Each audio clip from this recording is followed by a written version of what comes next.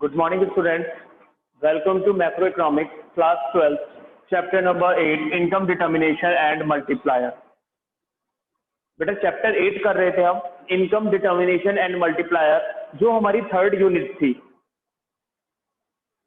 Aggregate demand वाली। Aggregate demand की जो हमने थर्ड यूनिट करी थी स्टार्ट अपनी, उसका ये सेकंड चैप्टर है, क्योंकि फर्स्ट चैप्टर ऑलरेडी हम कर चुके थे, तो ये सेकंड चैप्टर है इनकम डिटर्मिनेशन एंड मल्टीप्लायर। इसमें भी हम कुछ पढ़ चुके हैं प्रीवियस क्लास में। लास्ट क्लास में क्या पढ़ा था हमने? Short run equilibrium. देखते हैं एक बार, शॉर्ट रन इक्विलिब्रियम। इक्विलिब्रियम हम सभी को पता है एक ऐसी पोजीशन, एक ऐसी सिचुएशन जहां पर रेस्ट होना चाहिए, जहां पर चेंज नहीं होना चाहिए। What is the meaning of short run equilibrium? Short run में क्या होता है? शॉर्ट रन में हमने माना था technology is equals to constant. Technology constant रहेगी, output and employment are inter related with each other. Output और एम्प्लॉयमेंट इंटर रिलेटेड है, दोनों एक दूसरे से जुड़े हुए हैं। What is the meaning of inter related? इसका मतलब है आउटपुट में जो भी चेंज आएगा that because of the unemployment. It is also known as Keynes theory of employment. Keynes theory भी कहते हैं इसे, according to Keynesian economics, Keynesian economics के अकॉर्डिंग या कीन्स थ्योरी के अकॉर्डिंग शॉर्ट रन इक्विलिब्रियम का मतलब है where the technology is assumed to be constant or there is no change in the state of technology, output is increased only as an increase in employment. The change in output is just because of the change in the level of employment. So higher the output means more will be the employment opportunities. जितनी ज्यादा employment opportunities होगी, जितना ज्यादा employment create होगा, उतना output ज्यादा होगा, और जितना output ज्यादा होगा that means उतना हमारा GDP भी ज्यादा होगा। तो higher GDP का मतलब है employment उतना ही ज्यादा होगा, state of employment या level of employment उतना ही ज्यादा हमारा होगा। तो that is short run equilibrium. अच्छा, जब हमने बात करी बेटा इक्विलिब्रियम की, तो इक्विलिब्रियम तो हमें ये पता है कि इक्विलिब्रियम एक ऐसी सिचुएशन होती है जहां पर रेस्ट करना चाहिए। और 11th में माइक्रो इकोनॉमिक्स में ये पढ़ा था कि जहां डिमांड और सप्लाई इक्वल हो जाती है तो वहां इक्विलिब्रियम मिल जाता था। वहां क्या मिल जाता था? इक्विलिब्रियम। तो वही है बेटा, वहां पर आपने पढ़ा था डिमांड और सप्लाई, तो यहाँ आपने पढ़ लिया aggregate demand and aggregate supply. दूसरा, दो अप्रोचेज होते हैं इक्विलिब्रियम के, aggregate demand aggregate supply approach and SI approach. Equilibrium हमें दो तरीकों से मिल सकता है या मिलता है, एडीएएस अप्रोच से और एसआई अप्रोच से। What is ADAS approach and SI approach? ADAS that is aggregate demand aggregate supply, और एस और आई का मतलब है सेविंग और इन्वेस्टमेंट अप्रोच। दूसरा बेटा, हमने ये भी देखा था कि इक्विलिब्रियम अगर निकालने के हमारे पास दो मेथड्स हैं, क्या दोनों से इक्विलिब्रियम लेवल सेम आएगा? हाँ, दोनों से इक्विलिब्रियम लेवल सेम आएगा। किसी भी क्वेश्चन को करने के हमारे पास मेथड्स अलग हो सकते हैं बट आंसर सबसे सेम आता है। तो इक्विलिब्रियम निकालने के मेथड दो हैं पर इक्विलिब्रियम पॉइंट सेम ही होगा। जो ये एसआई अप्रोच है ये डेवलप हुआ था किससे? एडीएएस अप्रोच से ही हुआ था। कैसे? हमने कहा AD is equal to AS. AD के दो कंपोनेंट्स हैं C plus I, AS equal होता है बाई के, इनकम के, और इनकम के भी दो कंपोनेंट्स होते हैं सी प्लस एस। सी से सी कैंसिल हो गया तो I is equal to S, यानी SI approach, saving investment approach. तो ये था एडीएएस अप्रोच। बेटा हमने लास्ट लेक्चर में पढ़ भी लिया था, जब हमने एडीएएस अप्रोच बनाया था तो वहां पे पूरा शेड्यूल और कर्व बनाया था। देखिए क्या था वो curve? X axis, Y axis, origin. X axis पर आपने क्या मार्क किया था? आउटपुट। एक्स एक्सिस पर आपने मार्क किया था इनकम, और वाई एक्सिस पर आपने मार्क किया था एडीएएस। एग्रीगेट सप्लाई कुछ आपका इस तरह से गया था, AS that is Y. Aggregate demand कुछ ऐसे गया था, AD that is C plus I. ये पॉइंट मिला था। ये पॉइंट बेटा इक्विलिब्रियम था, ये ब्रेक इवन पॉइंट नहीं था। पहले भी बताया था ये कि इक्विलिब्रियम है, don't be confuse that it is break even point, no it is equilibrium E. Equilibrium मतलब जहां एडी और सी, एडी और एएस इक्वल होते हैं, वो है ये इक्विलिब्रियम। ब्रेक इवन पॉइंट भी सर कुछ ऐसा ही था, हाँ वो ऐसा था, वो एएस और सी का इंटरसेक्शन था, एग्रीगेट सप्लाई और कंजम्पशन कर्व का इंटरसेक्शन था, जो कहीं यहां से जाता है नीचे से, तो वो यहाँ कहीं यहाँ होगा इक्वल। तो ये था हमारा equilibrium according to AD AS approach. जो ये इक्विलिब्रियम लेवल है बेटा, इस लेवल पर हम ये मानकर चलते हैं कि यहाँ पर फुल एम्प्लॉयमेंट होता है। ये जो इक्विलिब्रियम है और इस लेवल पर क्या है, full employment, all the resources are fully employed, सारी रिसोर्सेज हमारे पास पूरी तरह से एम्प्लॉयड है। अगर इस इक्विलिब्रियम से पहले देखें, इस इक्विलिब्रियम से पहले एडी ज्यादा है एएस पे, aggregate demand is more then aggregate supply. इस इक्विलिब्रियम के बाद देखें ये वाला पॉइंट, तो एएस ज्यादा है एडी से, इक्विलिब्रियम पर इक्वल है AD AS, equilibrium is equal to AD is equal to AS. Equilibrium से पहले एग्रीगेट डिमांड ज्यादा है एग्रीगेट सप्लाई से, और इक्विलिब्रियम के बाद यानी एडी एएस के बाद एग्रीगेट सप्लाई ज्यादा हो जाती है एग्रीगेट डिमांड से। तो दोनों ही सिचुएशन बेटा ये डिसइक्विलिब्रियम की होती हैं।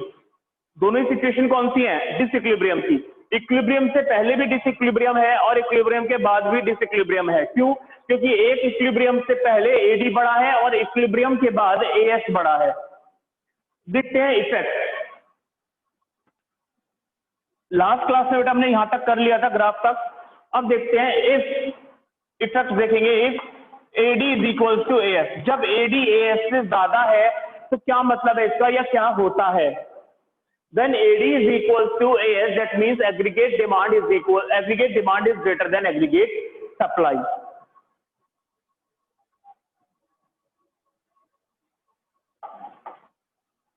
If AD is greater than AS, that means aggregate demand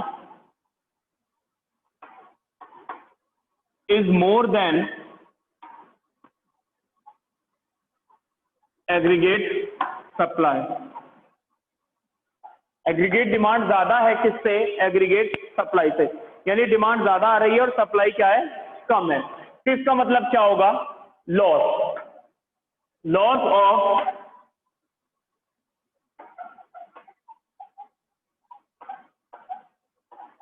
unfulfilled demand. Loss of unfulfilled demand, जितने लेवल से हम डिमांड पूरी नहीं कर पा रहे हैं, यानी the extent up to the demand which is more than the supply. जितने लेवल से सप्लाई से ज्यादा है डिमांड, उतने लेवल से हमें क्या होगा? लॉस ऑफ अनफुलफिल्ड डिमांड, जितनी डिमांड हम पूरी नहीं कर पा रहे हैं। तो ये लॉस हो गया इस अनफुलफिल्ड डिमांड को पूरा करने के लिए, to avoid it.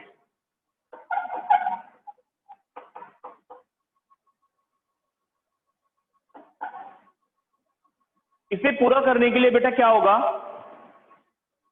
Producers would plan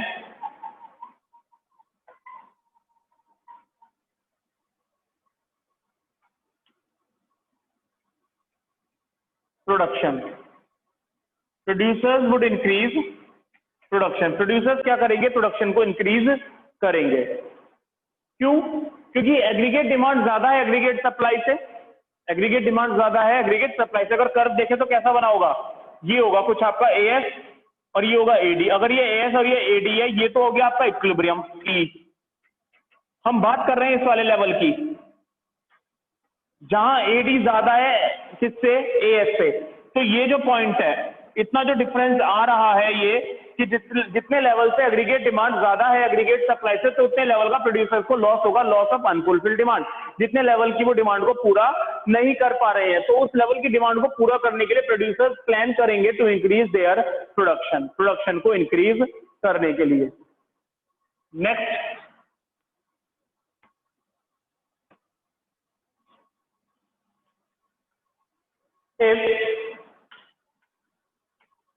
aggregate supply is greater than aggregate demand. जब एग्रीगेट सप्लाई ज्यादा होती है एग्रीगेट डिमांड से, ऐसा भी होता है? हाँ, ऐसा भी होता है। कब होता है ऐसा? आफ्टर द इक्विलिब्रियम, इक्विलिब्रियम के बाद। क्या मतलब है इसका? It means that aggregate supply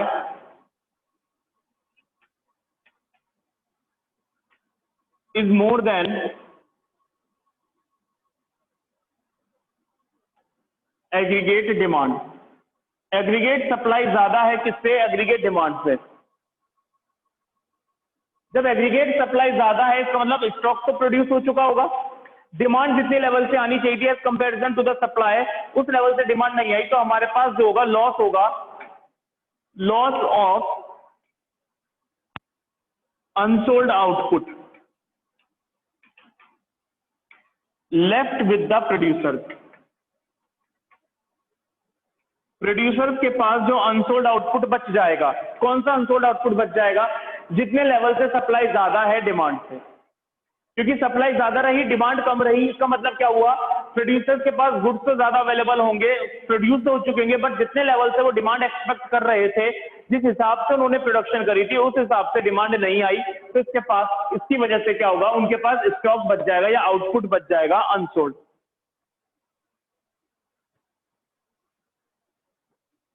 unsold output lying with the producer. क्या करेंगे प्रोड्यूसर्स टू अवॉइड इट?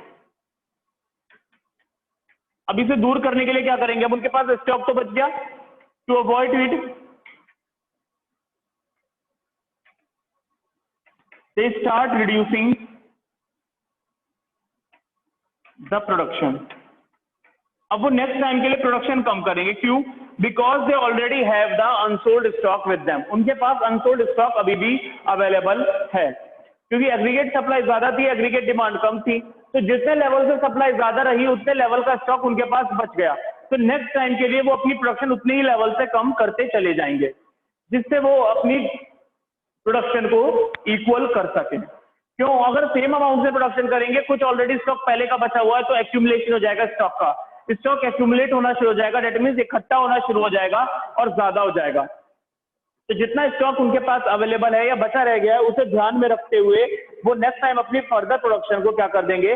कम कर देंगे। तो ये था method to correct it. Next, ADS approach बेटा हमारा यहां पर पूरा हो जाता है। Next we have second approach, SI approach, saving investment approach.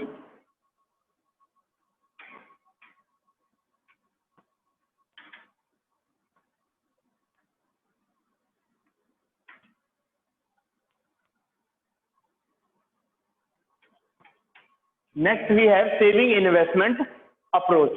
Saving investment approach क्या कह रहा है? इक्विलिब्रियम मिलेगा हमें कहां? Equilibrium is determined where S is equals to I, जहां एस किसके इक्वल होगा? आई के, यानी जहां सेविंग इक्वल होगी इन्वेस्टमेंट के।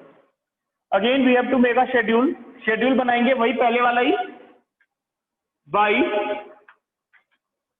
स्टार्ट करेंगे 0 से 50, 100, 150, 200 और 250। सेविंग के लिए सी बना ले, कंजम्पशन याद है, सी पहले था 20, देन मेंटेन किया था 40 का डिफरेंस, तो 60, 100, 140, 180 और 220। अब जब हमारे पास बेटा सी कंजम्पशन हमारे पास है, तो सेविंग इजीली कैलकुलेट हो सकती है। अच्छा, आई भी हमें पता है, आई हर लेवल पर 20 एज्यूम किया था, 20, 20, 20, 20 एंड 20। अब एस कैलकुलेट कर लेते हैं सेविंग। कैसे कैलकुलेट करोगे? इनकम और सी से। इनकम इज 0, कंजम्पशन इज 20, तो saving is -20। Income is 50, consumption is 60, तो saving is -10। Income is 100, consumption is 100, then saving is 0. Income is 150, consumption is 140, saving is 10. Income is 200, consumption is 180, saving is 20. Income is 250, consumption is 220, saving is 30. Check करो वो level बेटा जहां पर S equal है किसके? I के। S is equal to I at income level of 200, जहां पर इनकम 200 है वहां दोनों इक्विलिब्रियम पर है। ये है हमारा इक्विलिब्रियम, ये क्या है हमारा? इक्विलिब्रियम। इससे पहले देखें, इक्विलिब्रियम से पहले तो आई ज्यादा है एस से, और इक्विलिब्रियम के बाद देखें तो एस ज्यादा है आई से। अगर इसका कर्व बना ले बेटा यहां पर, एस और आई का, origin 0, X axis, Y axis, X axis पर मार्क करोगे इनकम, वाई एक्सिस पर मार्क कर लोगे आप सेविंग और इन्वेस्टमेंट। इन्वेस्टमेंट तो आपकी ऑटोनॉमस है, पैरेलल टू एक्स एक्सिस आई, पहले भी बनाया था ऐसे ही। हर लेवल पर जब सेम है तो 20 हर लेवल पर, तो पैरेलल टू एक्स एक्सिस की कर्व ड्रॉ होगा। सेविंग कहीं नेगेटिव से जाएंगी हमारी ये। अच्छा, जब ये एक्स एक्सिस को टच करती है तो ये ब्रेक इवन वाला पॉइंट होता है जहां सेविंग होती है 0। जब ये इनकम को टच करेगी यहां पर, तो ये हमारा equilibrium,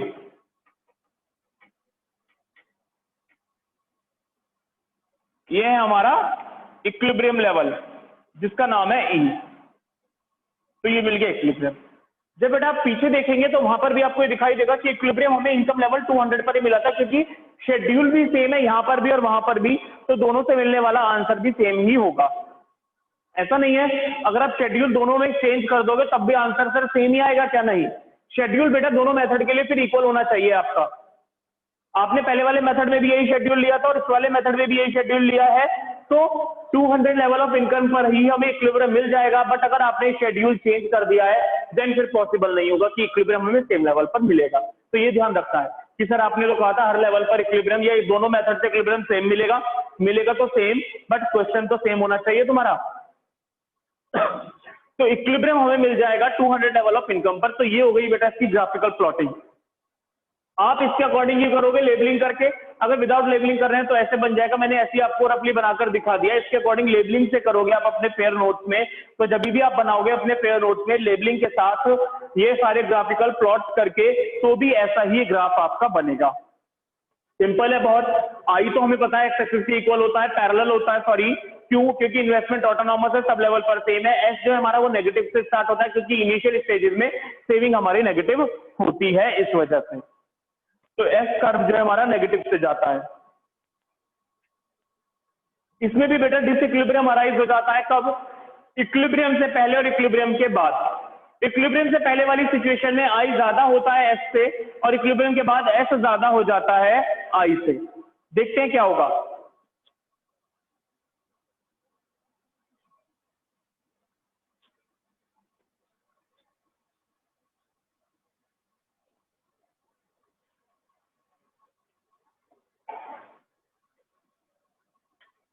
If I is greater than S, that means investments are more than savings. Investment ज्यादा है किससे? सेविंग से। जब इन्वेस्टमेंट ज्यादा है सेविंग से, और इन्वेस्टमेंट किसका कंपोनेंट है बेटा? एडी का, एग्रीगेट डिमांड का। नहीं समझे? इन्वेस्टमेंट ज्यादा है किससे? सेविंग से। और इन्वेस्टमेंट किसका कंपोनेंट है? एडी का। कैसे? AD is equal to C plus I होता है। इन्वेस्टमेंट ज्यादा है तो मतलब एग्रीगेट डिमांड ज्यादा है।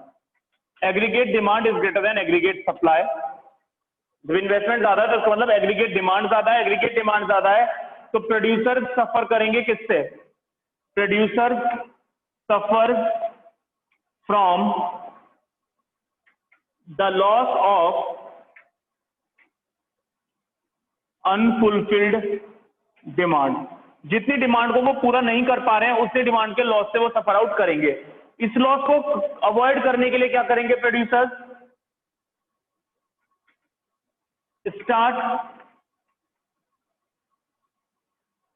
Increasing the production. Production increase कर देंगे जिससे वो अनफुलफिल्ड डिमांड के लॉस को सफर करने से बच सके या उसे कवर अप कर सके। क्योंकि हमने कहा I is greater than S, that means investments are more than saving and investment is a component of AD, aggregate demand. If I is more, that means aggregate demand is more than aggregate supply. When aggregate demand is more than aggregate supply, that means the producers are suffering from the loss of unfulfilled demand. वो unfulfilled demand वाले loss से सफर कर रहे होंगे। क्यों? जितनी demand ज्यादा होगी सप्लाई से उतनी वो डिमांड पूरा नहीं कर पा रहे होंगे। इसे अवॉइड करने के लिए, लॉस को कम करने के लिए वो भी प्रोडक्शन को बढ़ाना शुरू कर देंगे। नेक्स्ट एक और डिसइक्विलिब्रियम होता है। एक तो आई ज्यादा है, एक बार एस यानी सेविंग ज्यादा हो जाती है बेटा कब? इक्विलिब्रियम के बाद। If S is greater than I, that means savings are more than investment. Saving ज्यादा है किस पे? इन्वेस्टमेंट पे। अगर सेविंग ज्यादा इन्वेस्टमेंट से, that is AS is greater than AD. इसका मतलब है एग्रीगेट सप्लाई ज्यादा है एग्रीगेट डिमांड से। क्यों? क्योंकि सेविंग ज्यादा है। Saving is a component of Y, income, और इनकम इक्वल होता है एग्रीगेट सप्लाई के। तो एग्रीगेट सप्लाई ज्यादा है एग्रीगेट डिमांड से। इसका मतलब क्या होगा बेटा? Producer are suffering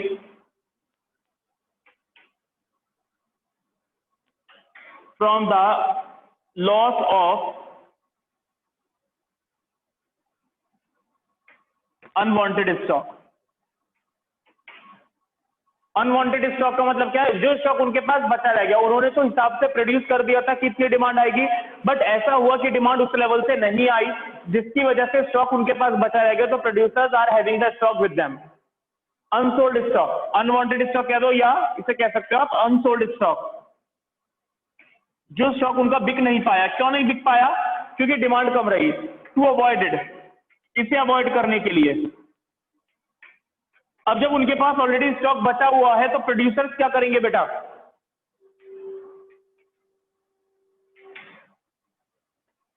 start reducing the production. अब वो नेक्स्ट टाइम के लिए अपनी प्रोडक्शन को कम कर देंगे। क्यों कर देंगे कम? क्योंकि ऑलरेडी उनके पास पुराना स्टॉक बचा हुआ है। तो अगर वो ज्यादा प्रोडक्शन करेंगे तो फिर से ज्यादा स्टॉक बच जाएगा। जब हमारे पास पुराना स्टॉक पहले से अवेलेबल है तो नेक्स्ट टाइम की हम प्रोडक्शन क्या करेंगे? उतने ही लेवल से कम करेंगे, because we have the unsold stock with us. Producers के पास यहाँ पर अनसोल्ड स्टॉक है, तो नेक्स्ट टाइम की प्रोडक्शन उतने लेवल से ही कम करेंगे। क्यों? To cope up with the unsold stock. Unsold stock को कॉप अप करने के लिए, उसे मर्ज आउट करने के लिए, या उसे इक्विलिब्रियम वाली सिचुएशन में लाने के लिए। तो ये था डिसइक्विलिब्रियम।